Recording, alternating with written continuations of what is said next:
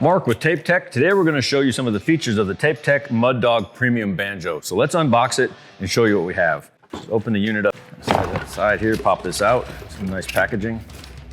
Get the unit out. Got a nice decal for the MudDog. Inside here we have one little parts kit, and this parts kit has a couple features that we're going to show you in a minute. So be sure to keep this aside. Some of the features on the unit are the ergonomic handle. The handle is soft and it's rounded here so you can hold it at different angles so it's comfortable to your hand. The adjustment straps, so if you run this unit with your right hand or with your left hand, your thumb fits firmly here comfortably, and you can adjust the strap with Velcro here very easily, so it's nice and firm and tight to your hand. It's very lightweight, okay? So this is very easy to adjust. To fill the tool, we have this door latch here, and it's latched here. We'll just pop it open, and it opens up where, of course, the material is in here.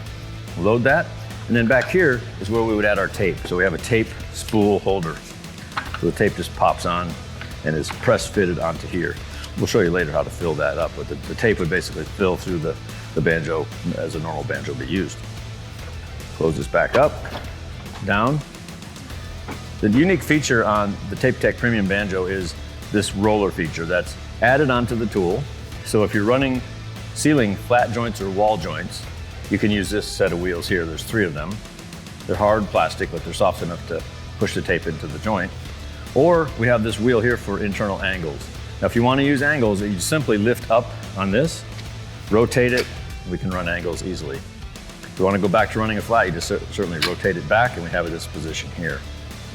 Now, this adapter bag here, this bag that has this adapter, has a blade. This is for a traditional banjo, so it has a serrated edge for cutting the tape. It also has this adapter fitting that we'll show you how to put that on. What we want to do to add this blade, we'd have to remove this roller feature. And basically what we do is unthread this, remove. There's a spring here. You just remove the spring, set that off to the side, and then this feature will just pop off. Now what we'll do is we'll take the blade itself, place the round hole over here. This will rotate, and this is where this adapter comes into place. You have these 2 little posts here that will fit in to these 2 square pegs here. Push this in, we'll reinstall the threaded bolt. Now this time we're going to tighten it all the way up so that it's firm, so this won't move.